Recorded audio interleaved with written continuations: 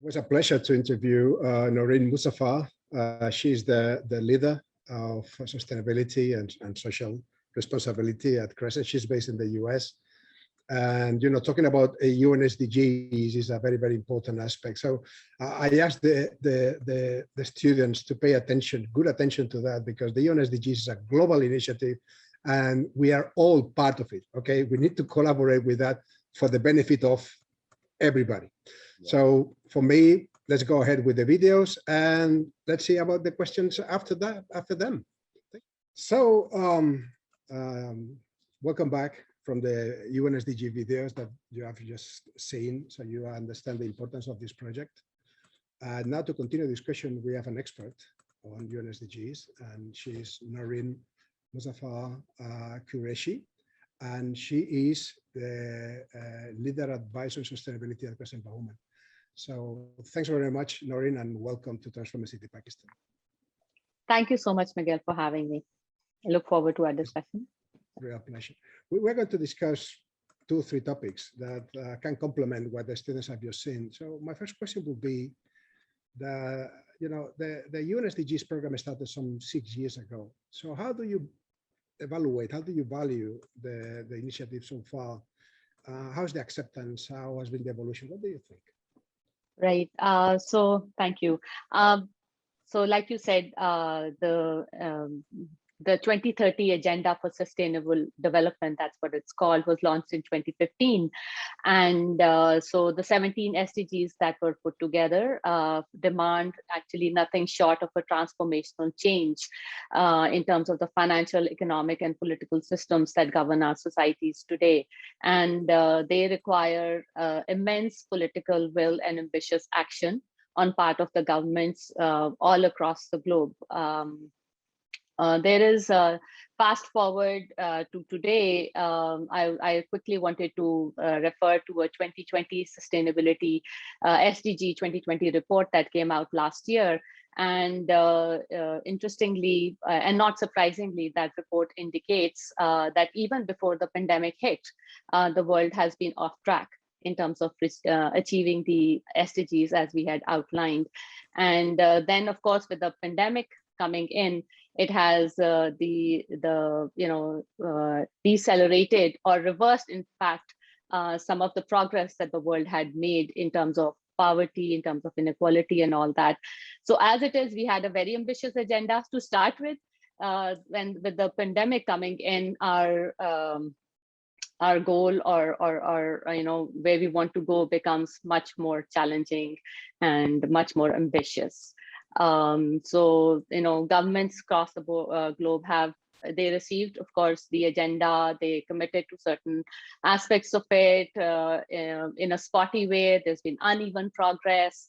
And there was a session that was conducted back in 2020, and many continue after that as well, where the report was discussed. And it was one thing was agreed upon, that the agenda, what it set out, was accurate in terms of its original multidimensional, integrated, and a universal vision of addressing all the issues that were identified through the 17 SDGs. So so in a way, we have a global roadmap for recovery, recognizing the complex links between some of these issues, because no issue stands alone. Most of them are integrated. I think we, in terms, like, once again, our roadmap is pretty clear. But having said that, there needs to be a greater effort, towards achieving those goals. So I understand that you're optimistic about the future of the UN SDGs. One, we get past this terrible pandemic, right? Yeah. So we will get traction and we will get, impulse. We have to be optimistic, because there's no other way. We always say there's no planet B. So this is the only planet we have. So we have to be ambitious. That's a very good comment. And we have only one planet. We have to keep it, we have to take care of it. there is something that the UN SDG is a project that, you know, it's going to continue. It's not something. There is no deadline for it. Okay, that's to continue. So how do you see, and thinking on our audience that is formed by students, what is the importance of younger generations on the future of this project, to accelerate it, to implement it? Young generation and the kids these days, there is a significant role for them to play, definitely, because the world that we are passing on to them, and as they grow older and, you know, they come into you know, different walks of life and all that, so there is a great role for young generation to play in that. I would quickly want to give the example of Greta Thunberg.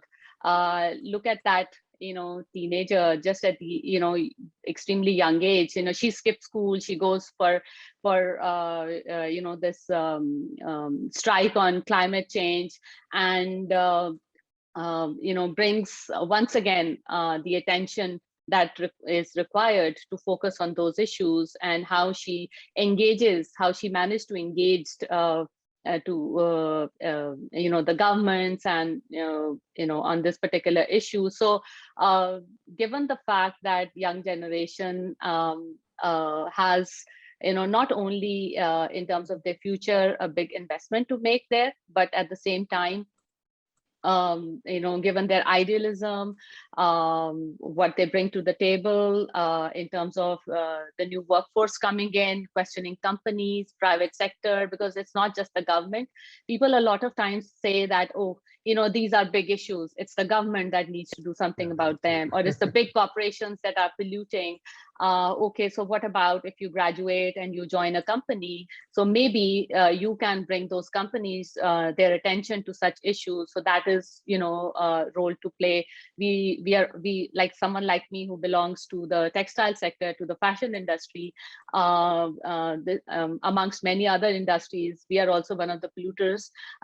So as you know, become part of the workforce of such companies, you can work on those issues as well. But before that, I think the biggest thing would be to understand what these SDGs are. There is no rocket science around it.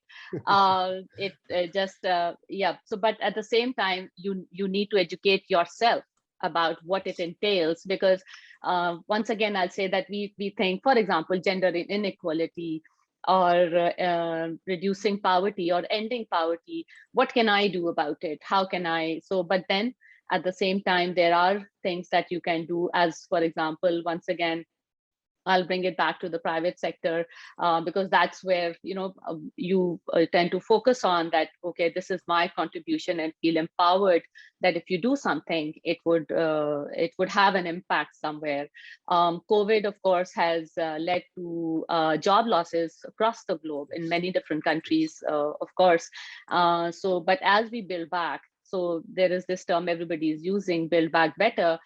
So how do we, when we re-recruit new people, or the same people back again, maybe we can address equal pay, maybe we can address gender inequality, maybe we can, so there are many things that you know, one can work on, because all of these SDGs are interlinked. No SDG stands alone, it cannot. So you know, that I think could be a starting point for an individual. Yeah. No, that's a very, very good point. What you mentioned, I mean, all the 17 UN SDGs are interlinked. So the project is the same, the target is the same. And also you mentioned something that is very good, that it depends on us. So we all have to collaborate. Every effort, big or small, everything counts, okay? Because I think, Miguel, that it's like sustainability is like human rights.